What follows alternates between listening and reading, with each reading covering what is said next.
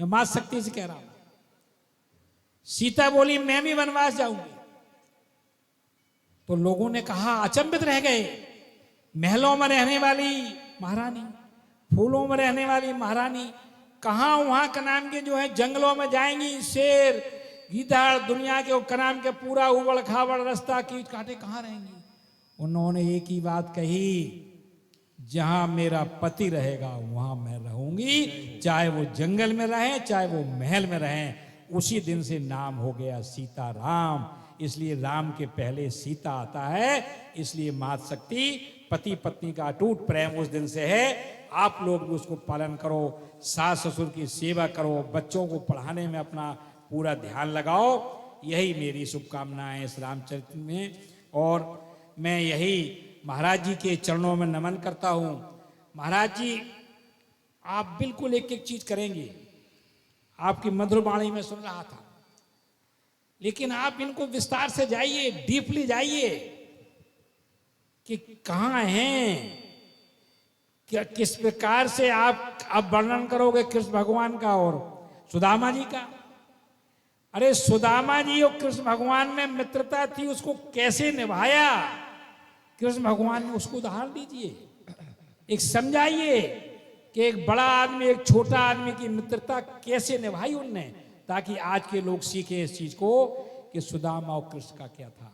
इन्हीं शब्दों के साथ पुनः हम अपने जितेंद्र जी को बहुत बहुत, उनके परिवार को, उन सबको, सारे ग्रामवासियों को नमन करता हूँ, प्रणाम करता हूँ।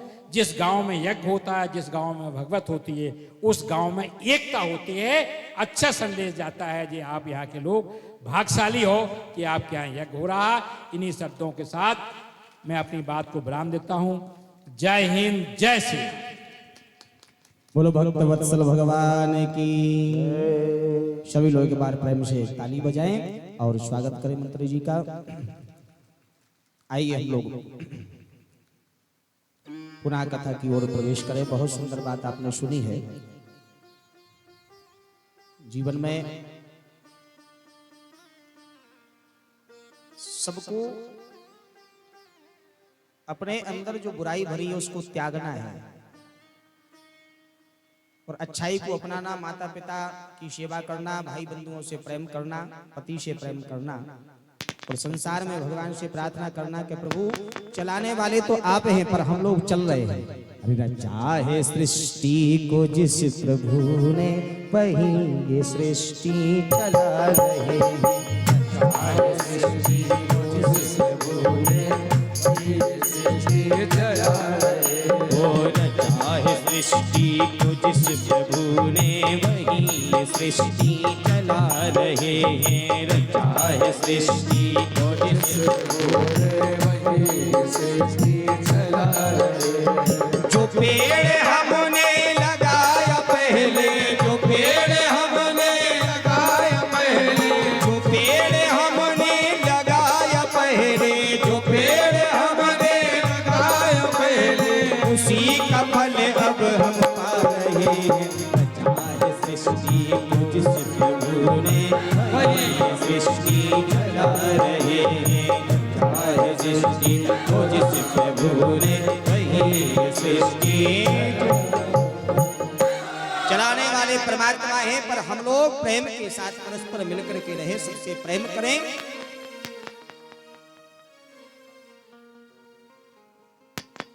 ये कथा जीवन में हमें चलना सिखाती है, प्रेम करना सिखाती है। भगवान प्रेम से रीझते हैं। भक्तों के बुलाने पर समय समय पर भगवान अवतार लेते हैं। सुखदेव जी कहते राजा परीक्षित, एक बार तो भगवान सूकर बन के, बाराह बन करके आ गए। भक्तों की रक्षा के लिए, धर्म की स्थापना के लिए भगवान विविध रूपों में जब जहां जैसी आवश्यकता पड़े उस समय उस रूप में अवतरित हो जाता है। क्यों आना पड़ा भगवान को बाराह बन के?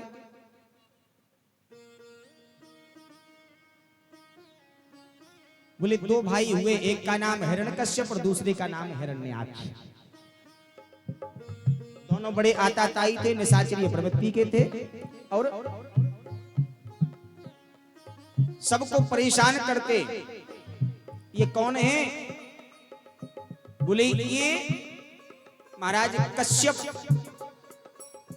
जी के बेटे हैं, दिति के गर्भ से इनका जन्म हुआ। इतने बलशाली के भगवान को आना पड़ा। बोले बिल्कुल, ये कोई साधारण नहीं है। ए तऊ तऊ पार्षदौ मह्यम जय विजय एव चो। बोले ये दोनों भगवान श्री हरि नारायण के पार्षद हैं। एक का नाम है जय, दूसरे का नाम विजय। रामचरितमानस में भी बाबा तुलसी लिखते हैं, अरे द्वार पाले हरि के प्रिय तो जय और विजय जाने सके। द्वार पाले हरि के प्रिय तो जय और विजय जाने सके। द्वार पाले हरि के प्रिय तो जय और विजय जाने सके। द्वार पाले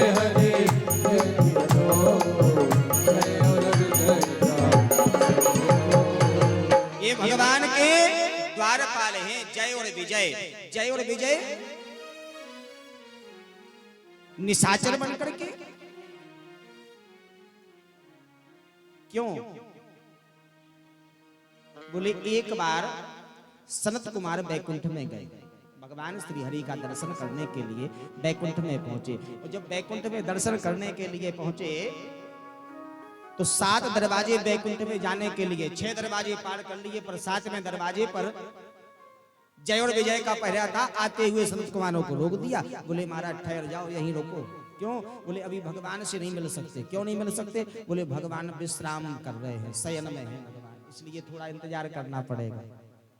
सनत कुमार बोले भैया भगवान ने हमसे ये कह के रखा कि जब कभी भी हमारे यहाँ आओ बिना किसी रोक थाम के आप बेझिझक आओ और आकर के हमसे मिल सकते हैं। जय विजय बोले हमें इसीलिए यहाँ पहरे पर लगाया कि कोई भी अनावश्यक बिना समय के ना मिलने पावे, इसलिए 2 घंटे इंतजार करना पड़ेगा। सनत कुमारों को आज जाने से रोक दिया। सनत कुमारों ने श्राप दे दिया। बोले जाओ निशाचर बन जाओ और 3 जन्मों तक जाकर के मृत्यु लोक में राक्षस बन। बोले इतनी सी बात पर संतों को क्रोध आ गया, जरा सी बात पर संतों को क्रोध।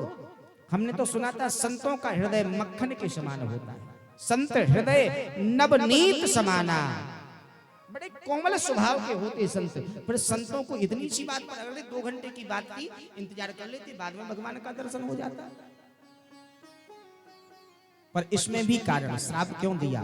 बोले इसमें देखो पत्ता भी हिलता है, ये जो पेड़ में लगा पत्ता भी हिल रहा है, ये भी कारण है। क्यों हिल रहा? परमात्मा की वजह से।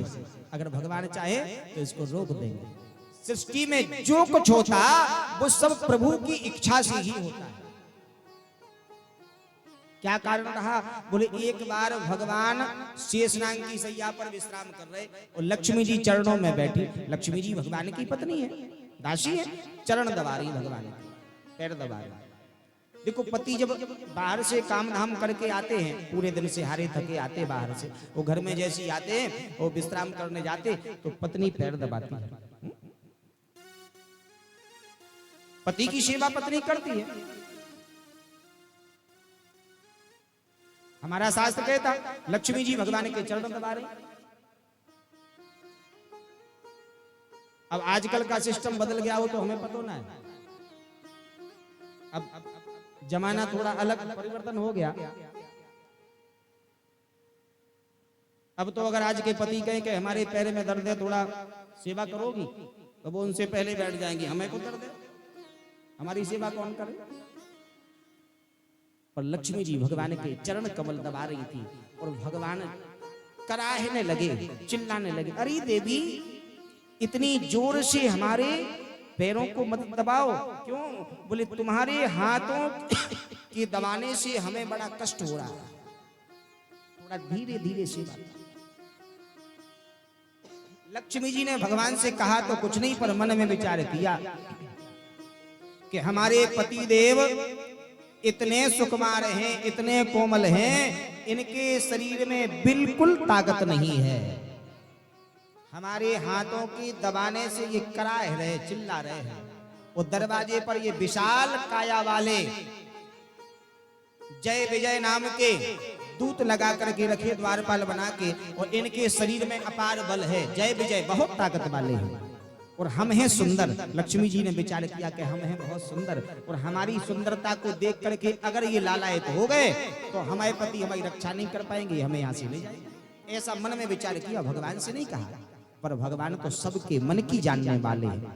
अरे जाके मन ही भावना जैसी, जाके मन ही भावना जैसी, जाके मन ही भावना जैसी, जाके मन ही भावना जैसी। हो प्रभु मूरत देखी तेने देखी, प्रभु मूरत देखी तेने देखी, जाके मन ही भावना जैसी, जाके मन ही भावना जैसी।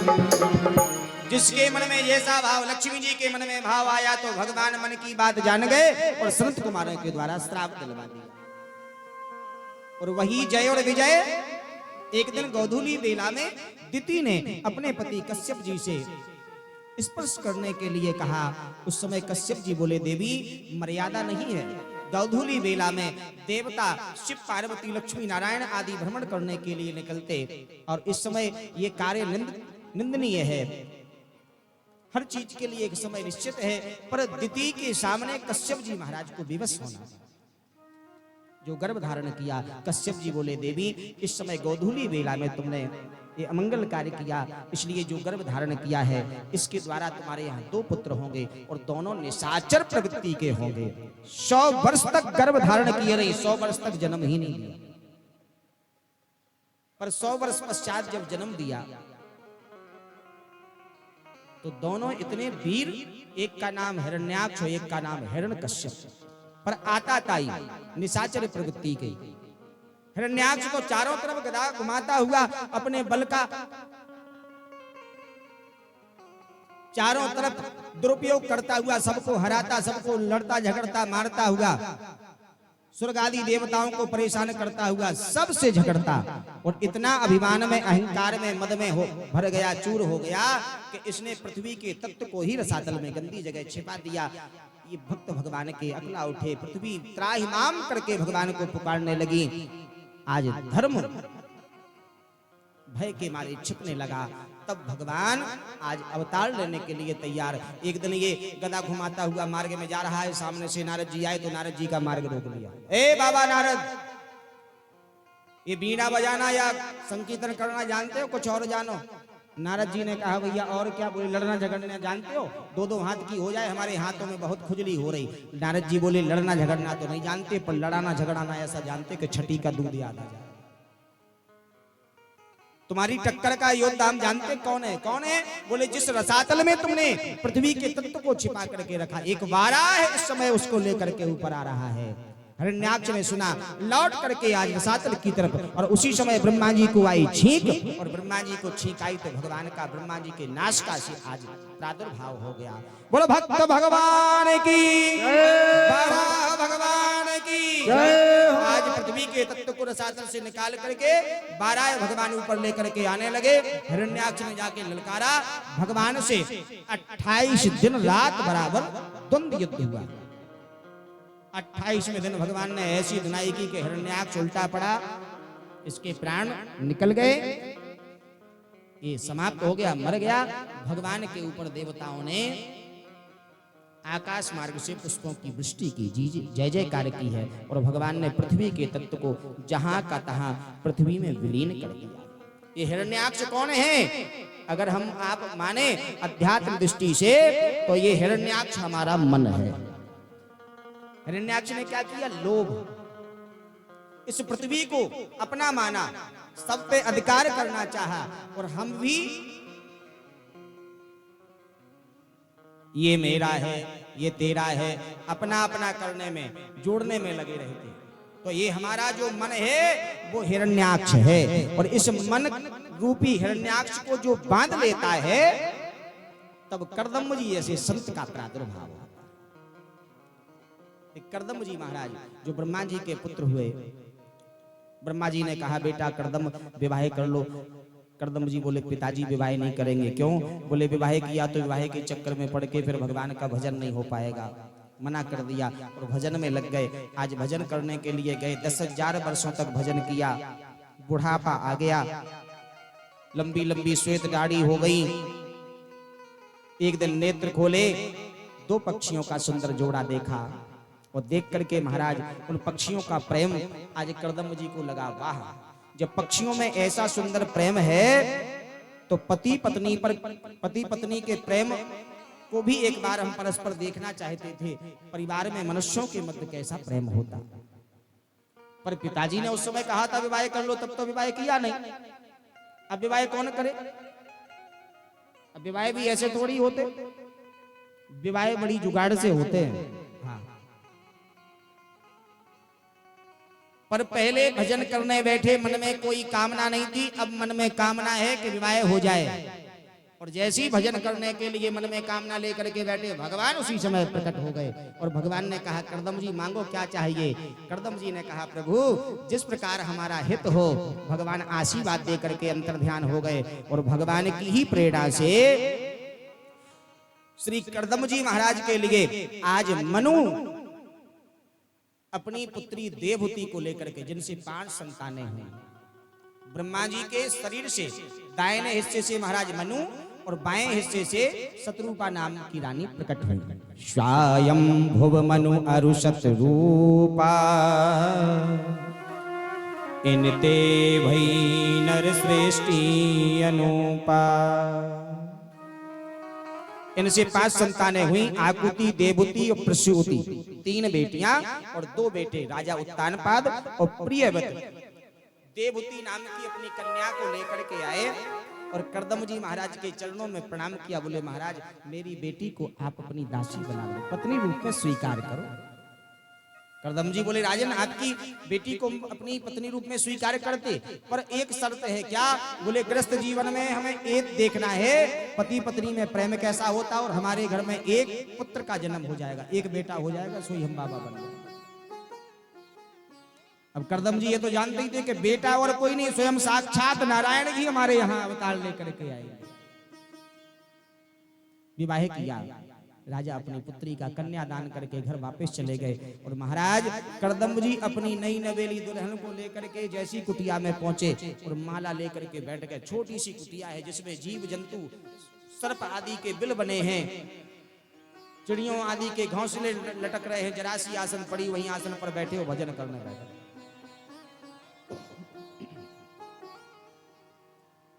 खाने पीने की किसी वस्तु का कोई प्रबंध नहीं, घर में ना कोई परिवार है ना कोई रिश्तेदार, पति पत्नी हो, पति देव बैठ गए माला लेके भजन करने।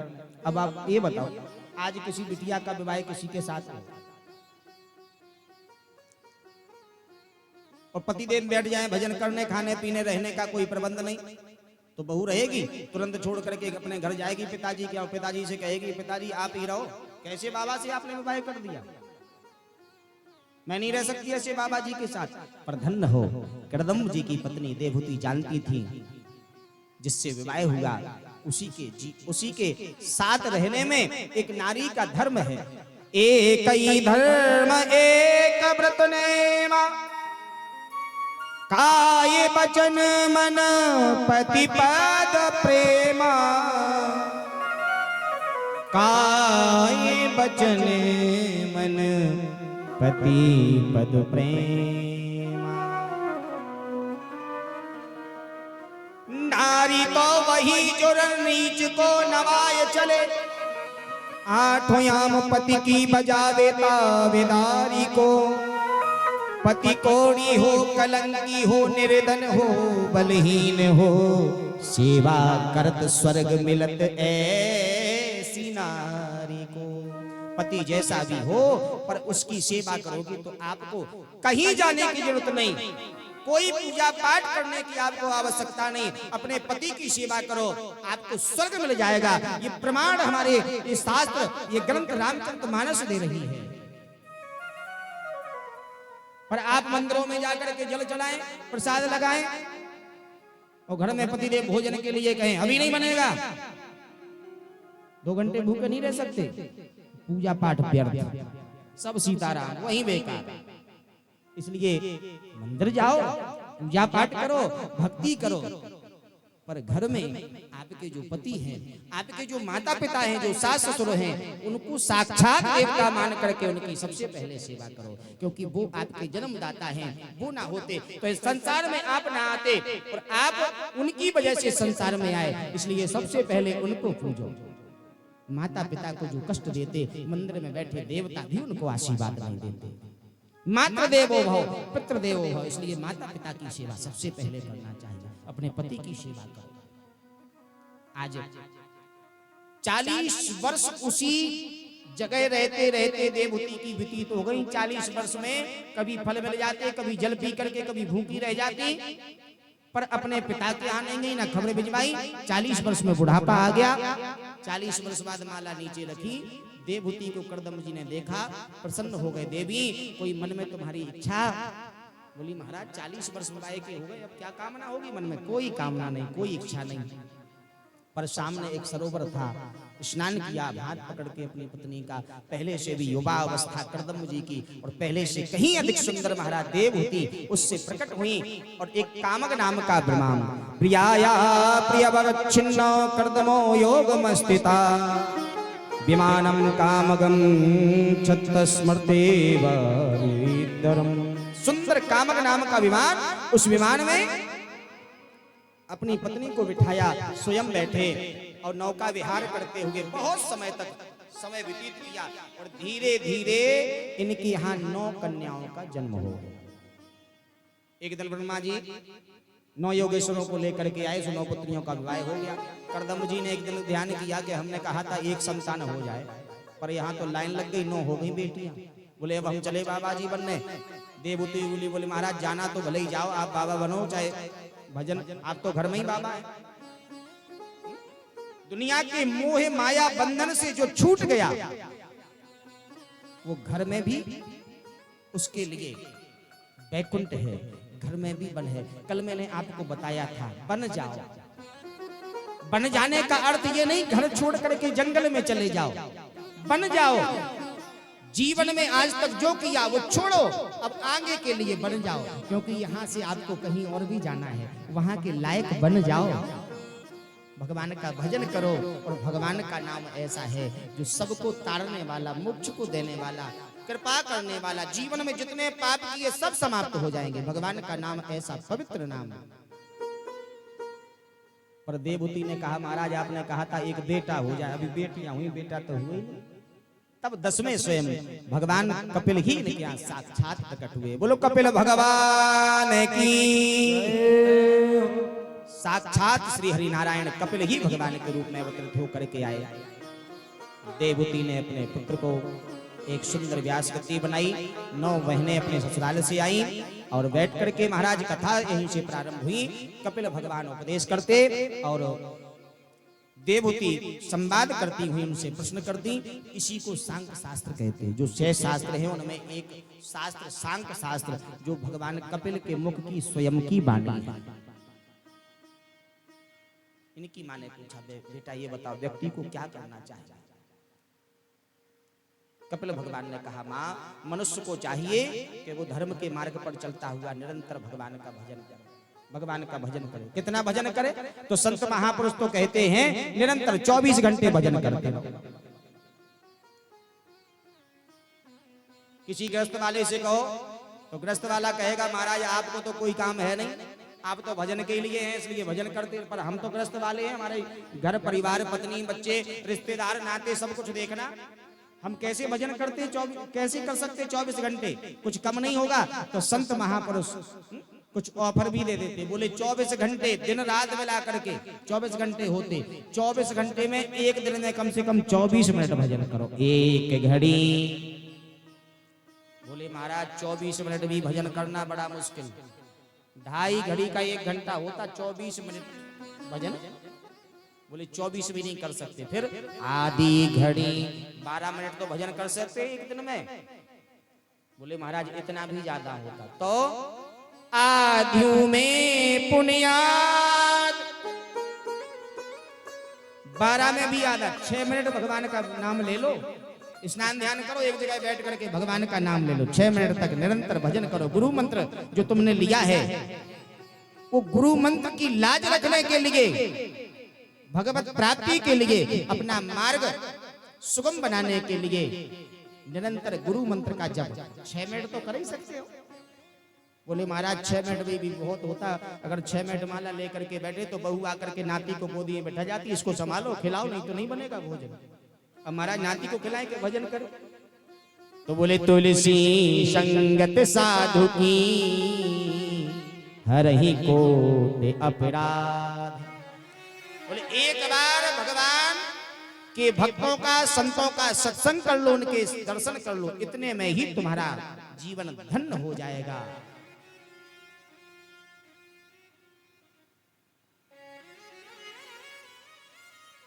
ऐसा सुंदर उपदेश किया सांग शास्त्र का। इनकी मां का शरीर जल बन करके प्रवाह होने लगा, बहने लगा। सिद्धदा नाम की गंगा कहलाई।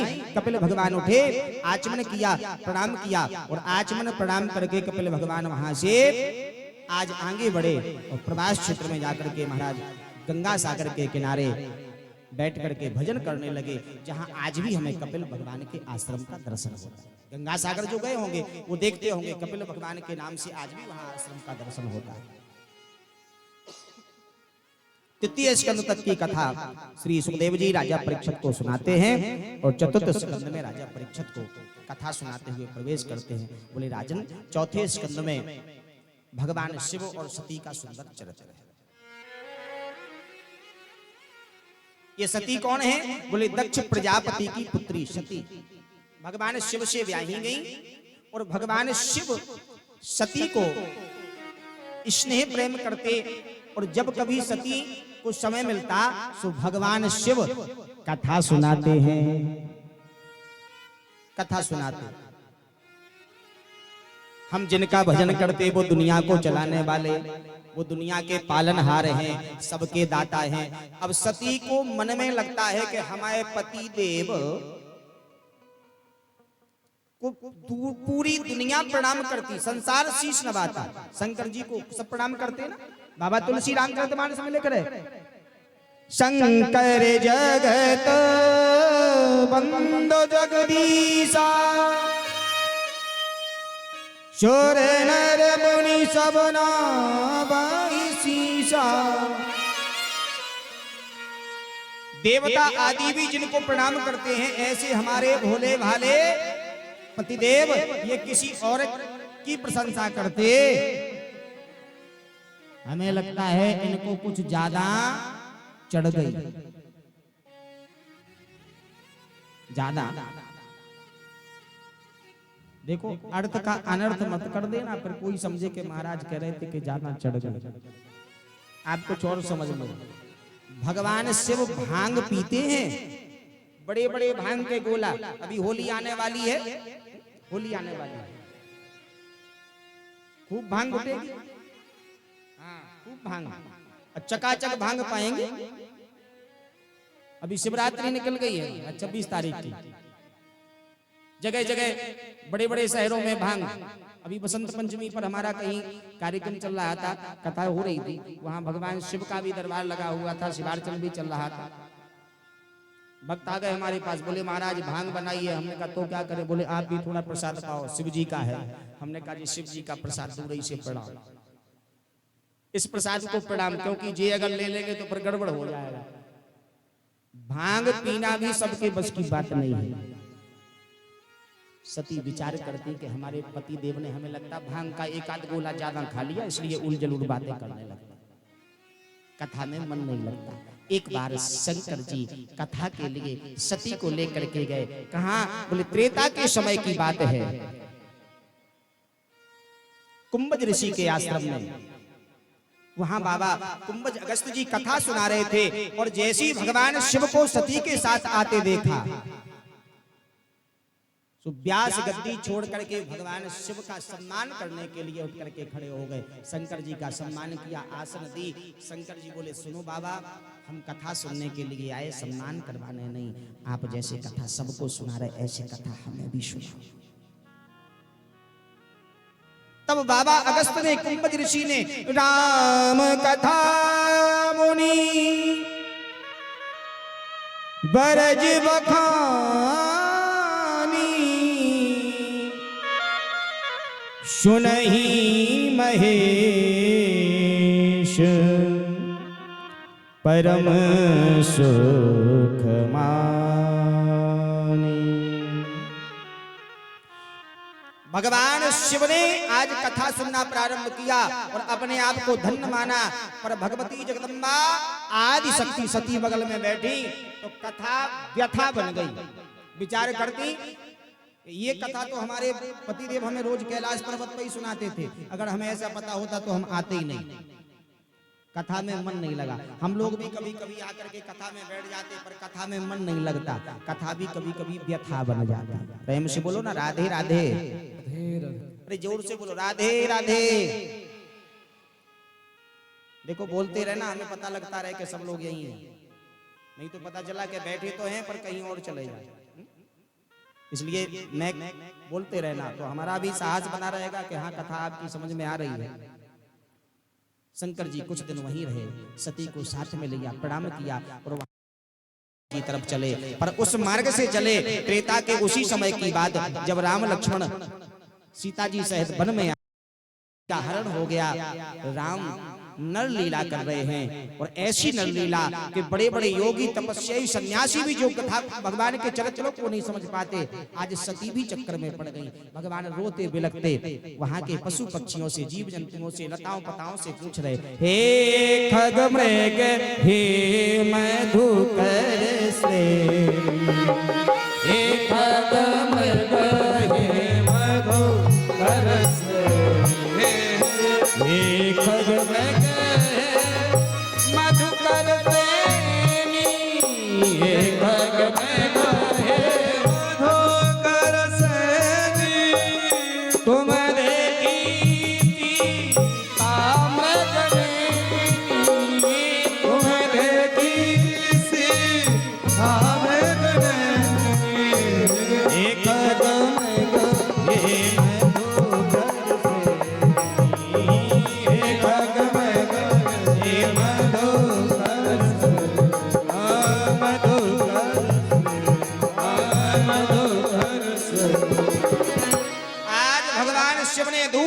आज देखा, राम लक्ष्मण को प्रणाम किया।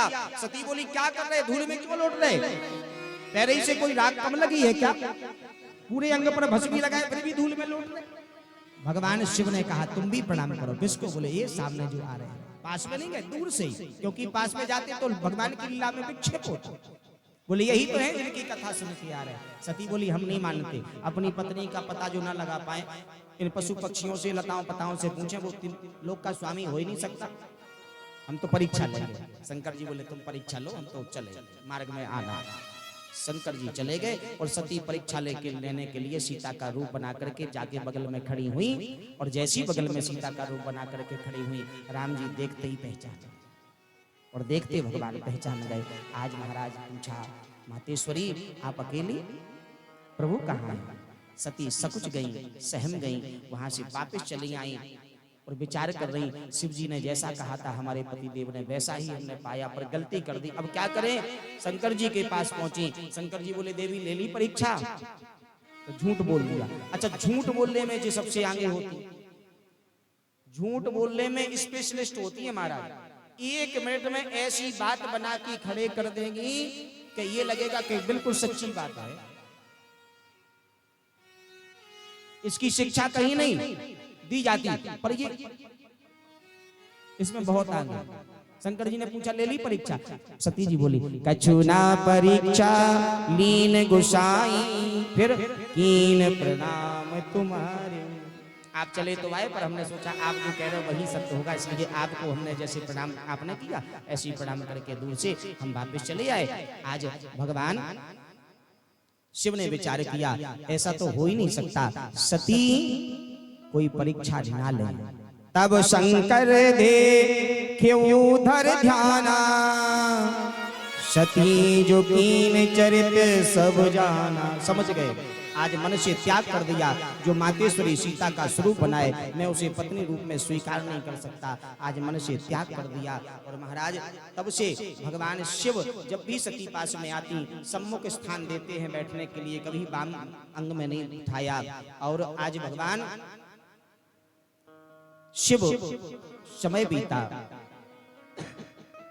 निरंतर भजन में लगे रहते। एक बार सुखदेव जी कहते, राजा परीक्षित जय हो, जय हो। ख्वाबीर भाई से हमारे श्री राजेंद्र दुबे जी और घनाराम कुशवाहा जी मास्टर साहब, जिनके यहाँ आपके यहाँ 15 दिन पहले ही भागवत थी, और आपके यहाँ लगभग 1.5-2 महीने पूर्व भागवत महापुराण की कथा और शिव प्रतिष्ठा हमने की है। आप भी कथा सुनने इतनी दूर से आए, भगवान खूब कृपा बनाए रखे। कुछ विमान कैलाश पर्वत के ऊपर से निकलते हुए सती ने देखा, विचार किया ये सब हमारे पिताजी के इधर जा रहे हैं, कुछ ना कुछ पिताजी के यहाँ है। तब तक तो किसी ने आकर के सूचना दी, देवी आपको नहीं चलना। तो सती बोली हम भी आएंगे, आप चलो, आना ही है पीछे से। पर सती को कोई निमंत्रण नहीं, कोई खबर नहीं। विचार करने लगी, पिताजी ने खबर तो भिजवाई होगी, पर हम रहते ऐसी जगह हैं, कोई आया भी होगा तो वो यहाँ तक आने में असमर्थ मालूम पड़ता, इसलिए नहीं आ पाया होगा। भगवान शिव के सामने गई और भगवान शिव के सामने जाकर के प्रणाम किया। हे प्रभु पतिदेव, पिता भवन उत्सव परम, जो प्रभु आयुष हो तो मैं जाऊं कृपा यतन सादर देखन सोए। शंकर जी को प्रणाम किया और कहा कि आप कहो, मुस्कुराते हुए, आप कहो तो हम जाएं। अच्छा, मायके जाना हो, जब मायके जाने की बात हो, उस समय पत्नी पति से जब बात करती ना, तो उनके चेहरे पर ऐसा प्रेम झलकता कि मानो ये सबसे बड़ी सती यही है। ऐसा अद्भुत प्रेम झलकता कि अलग ही। वैसे चाहे महाराज हमेशा चेहरे पर लालिमा एकदम छाई रहती हो गुस्से में, पर पिता के यहाँ जाने के लिए सती ने आग्रह किया। शंकर जी बोले, देवी पिता के यहाँ जाने के लिए अनुमति लेने की आवश्यकता नहीं, पर एक बात है, आओ नहीं, आदर नहीं, नैनन नहीं स्नेह, वो तुलसी तहाँ न जाइए, सुख चाहे कंचन बरसे। ऐसी जगह नहीं जाना चाहिए। और बिना बुलाए, आपका कोई निमंत्रण आया नहीं, पिताजी क्या से बुलावा आया नहीं, कोई खबर सूचना नहीं, फिर भी सती बोली आप रहते ही ऐसी जगह है, हमारे पिता हमें भूल जाएं, निमंत्रण ना दें, बुलावा ना भेजें, ऐसा हो ही नहीं सकता। पर आप रहते ऐसी जगह हैं कि किसी को भेजा भी होगा तो कोई नहीं आ पाया होगा, मार्ग भटक गया होगा। शंकर जी बोले, देवी ऐसी बात नहीं है। फिर बोले, आपके पिता हमसे दुश्मनी मानते, बैर रखते हैं। क्या कारण बैर रखने का? बोले, एक बार दक्ष प्रजापति आपके पिताजी को ब्रह्मा जी ने देवताओं की सभा का अध्यक्ष बनाया, हम भी उस सभा में गए। आपके पिताजी को आने में विलंब था, माला लेके भजन करने बैठ गए। तब तक आपके पिताजी आ गए, सबने उठ के प्रणाम किया, हम भी प्रणाम करते, पर माला चल रही थी, सुमेरु से सुमेरु तक माला आती, प्रणाम करते, पर आपके पिता को इतने में ही लगा कि हमने उनका अपमान कर दिया, तो खरी खोटी कहने लगे, अब शब्दों का प्रयोग किया। इधर से हमारे साथ जो नंदी आदि गण थे, उन्होंने कुछ कहा, उधर से कुछ कहा, बात यहाँ तक पहुंच गई कि एक दूसरे को श्राप देने लगे। तब हमने कहा, विचार किया, यहाँ से चल देना ही ठीक है। तब आपके पिता ने कहा था, जैसा अपमान मेरे दामाद ने इस भरी सभा में मेरा किया, मैं भी जगत के सामने शिव का अपमान करूंगा, इसलिए हमरे बैर तुम ही बिसराई, हमारे कारण तुम्हें बुलाया। भले ही पिताजी के यहाँ, गुरु जी के यहाँ, मित्र के यहाँ, भगवान के यहाँ बुलाने की आवश्यकता नहीं, फिर भी इतनी जगह जान पूछ करके अगर तुम्हें ना बुला गया हो तो मत जाना चाहिए, नहीं जाना चाहिए।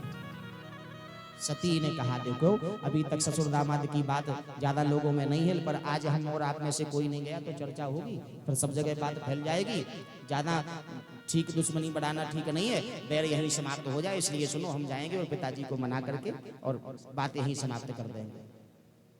शंकर जी ने समझाया, भांति अनेक शंभु समुझावा, भाविहु वश न ज्ञान और आवा।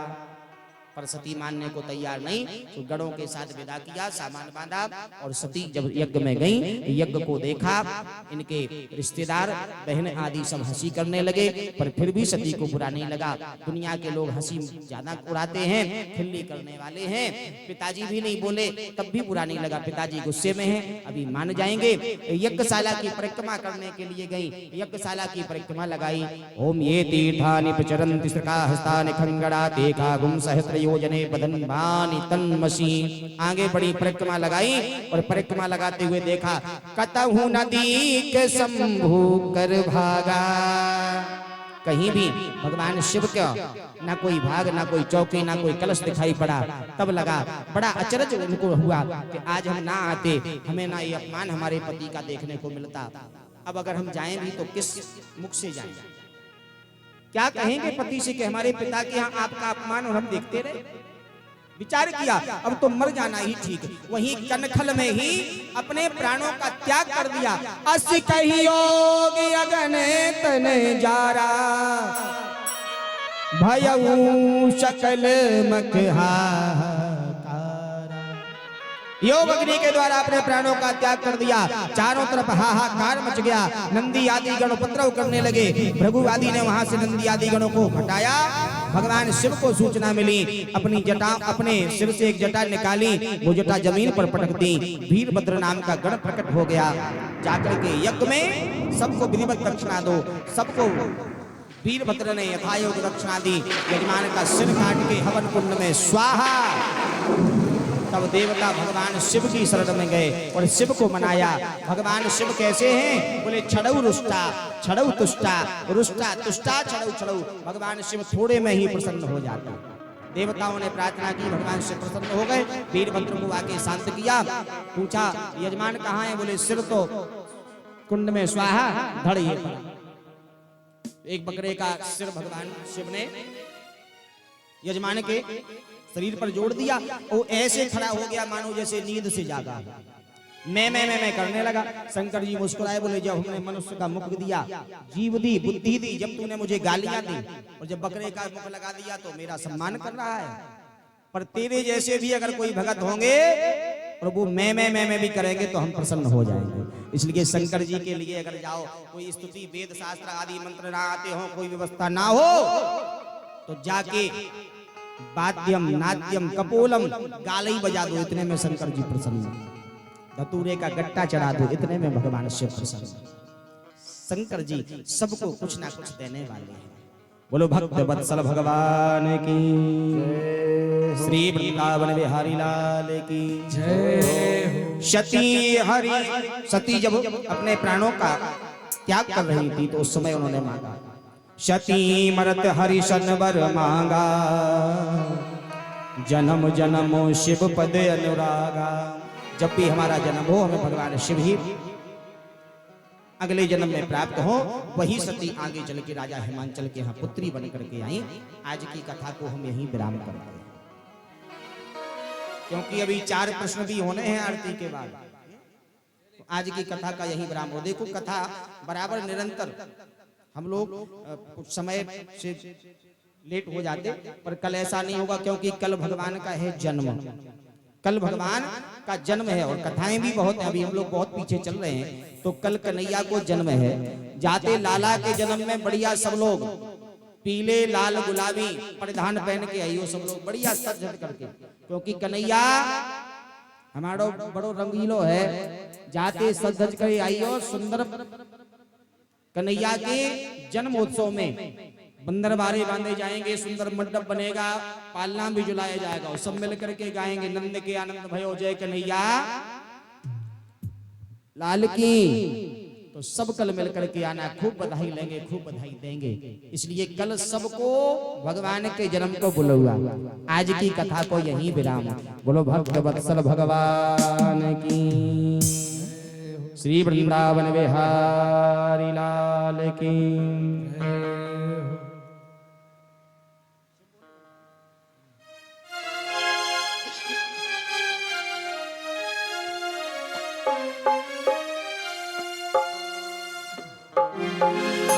आइए चलते हैं, मीठी मीठी ताली की सेवा करते हुए भोले बाबा के दरबार में। जय हो।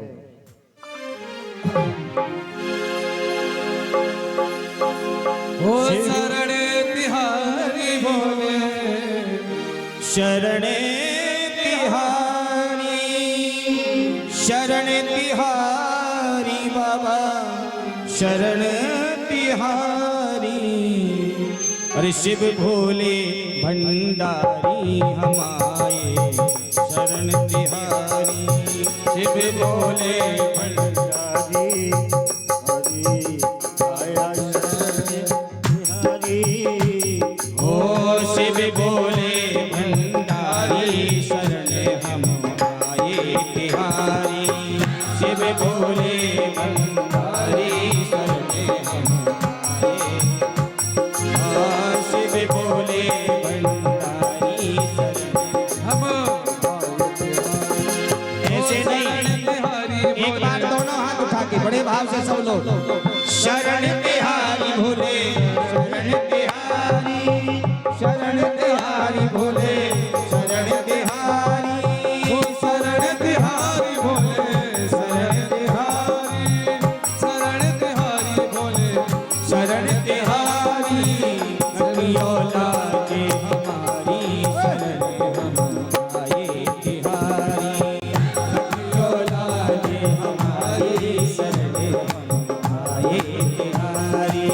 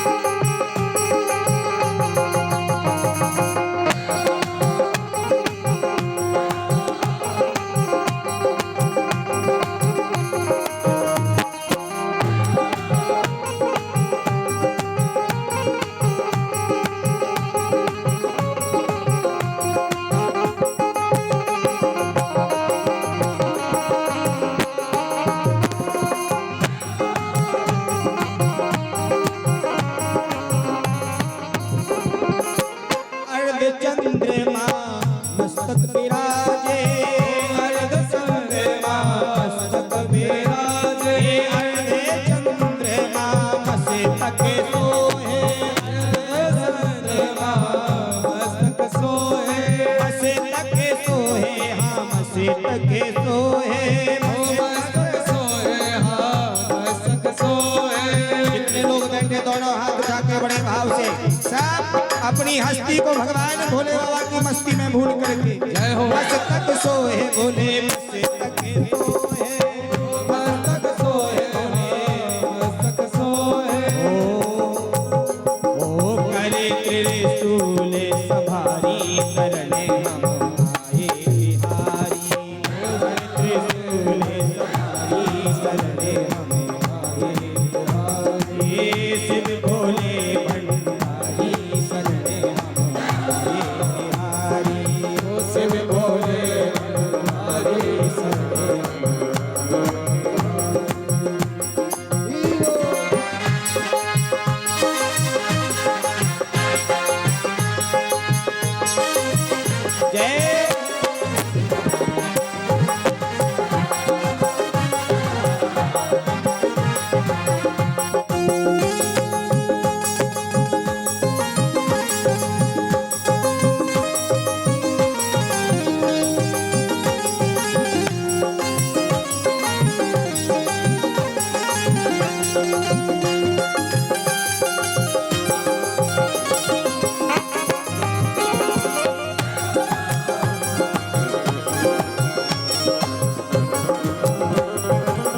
गले में सोहे मुंड की माला, गले में सोहे मुंड की माला, गले में सोहे मुंड की माला, गले में सोहे मुंड की माला, सिर पर गंगा, ओ गले में सोहे मुंड की माला, गले में सोहे मुंड की माला, सिर पर तेरे परे गंगा धारी सरने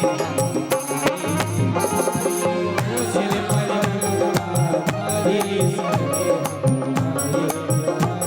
ओ शिव भोले धारी सरने शिव भोले धारी शिव भोले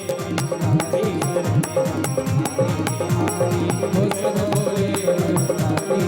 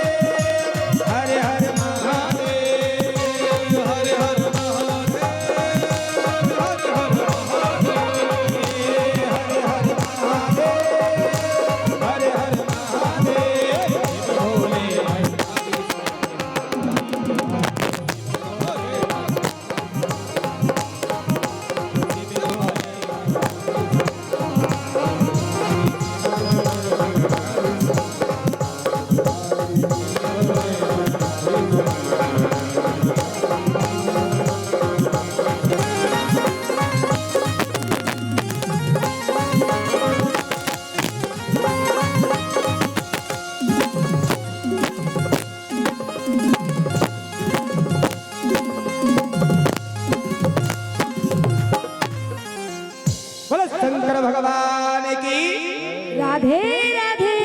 सभी लोग प्रेम भक्ति से सब लोग मिलकर के आरती करेंगे और आज की कथा का यही विराम। आरती के बाद अभी 4 प्रश्न किए जाएंगे, उन प्रश्नों का जो सही जवाब देगा उसका यहाँ से सम्मान भी किया जाएगा। सभी लोग मिलकर के भक्ति श्रद्धा के साथ आरती करेंगे। घर परिवार के लोग यहाँ आकर के आरती भी कर लेंगे और यजमान परीक्षक जी यहाँ आकर के मंच के सामने आ जाए और आरती करें प्रेम श्रद्धा भक्ति के साथ। ओम चंद्रमा मनसो चक्षो सूर्यो वजायतो स्रोतान् द्वादश प्राणिशमुखा। और देखिए हमारे जो बाहर से अतिथि पधारे हैं संतोष खरे जी शिक्षक एवं अरविंद वर्मा जी शिक्षक गुरुसराय से जो महान अतिथि आए हैं वो आरती के बाद मंच पर आएंगे। जय श्री राम।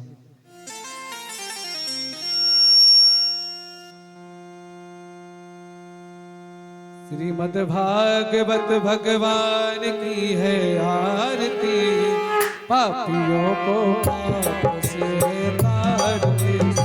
भागवत भगवान की है आरती, पापियों को पाप से तारती। भागवत भगवान की है आरती, पापियों को पाप से तारती।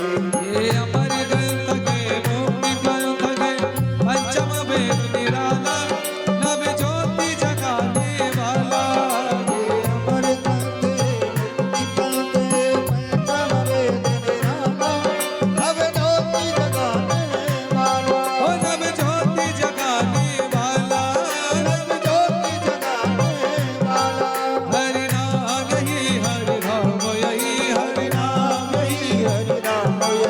हरि नाम यही हरि नाम यही हरि नाम यही हरि नाम यही जग के मंगल की आरती पापियों को पाप से तारती भागवत भगवान की है आरती पापियों को पाप से तारती है।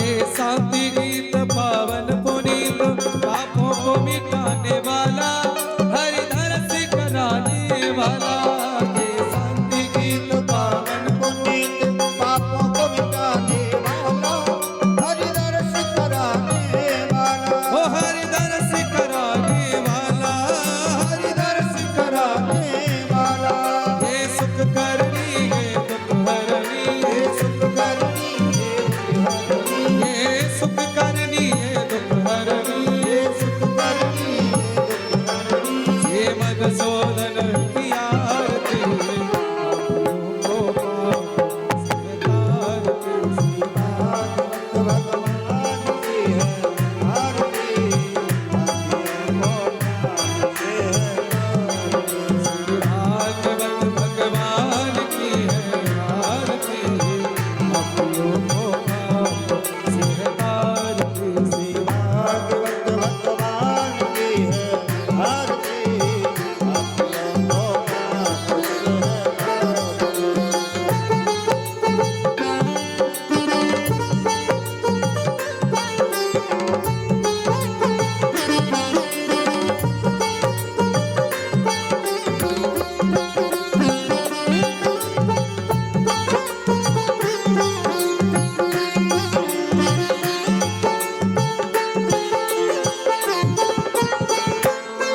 ये मधुर बोल जगपद खोल सन्मार्ग बताने वाला बिगड़ी को बनाने वाला ये मधुर बोल भगवंत बोल सन्मार्ग बताने वाला बिगड़ी को बनाने वाला हो ये मधुर बोल जगपद खोल सन्मार्ग बताने वाला बिगड़ी को बनाने वाला ये मधुर बोल भगवंत बोल सन्मार्ग बताने वाला बिगड़ी को बनाने वाला श्री राम यही घनश्याम यही श्री राम ही घनश्याम यही श्री राम यही घनश्याम यही श्री राम ही घनश्याम यही प्रभु के महिमा की आरती पापियों को पाप से तारती श्री भागवत भगवान की है आरती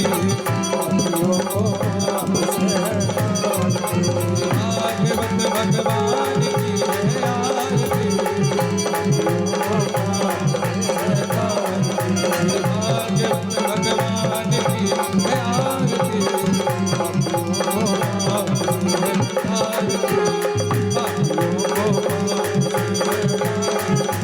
कर्पूर गौरम करुणावितारम संसार सारम भजने निहार सदा वसंतम हृदयानम नव भवानी सहितम नमामि त्वमेव माता च पिता त्वमेव बन्धो च सखा त्वमेव वेद्यं त्वमेव सर्वं त्वमेव देवा त्वमेव सर्वं त्वमेव देवा त्वमेव सर्वं मम देव देवा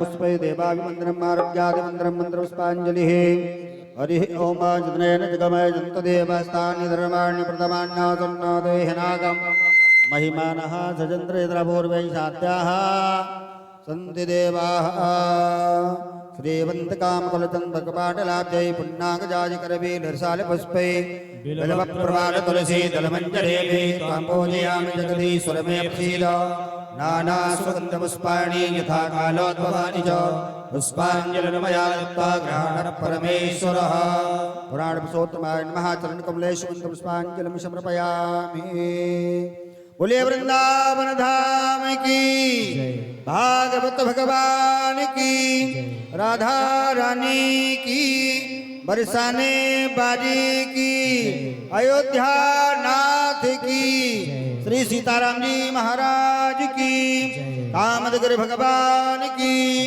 श्री हनुमान जी महाराज की, धर्म की, अधर्म का, प्राणियों में विश्व का, गौ माता की, अपने अपने माता पिता की, अपने अपने गुरु गोविंद की, भारत भूमि की, संत समाज की, नगर बस्ती की, प्रयागराम की, यहाँ के समस्त देवी देवताओं की, श्री व्यास जी महाराज की जय जय श्री राधे।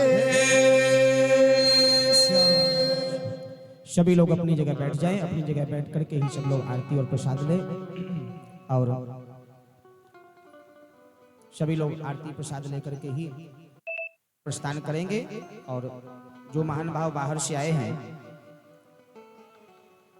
वो भी मंच तक आ जाएं।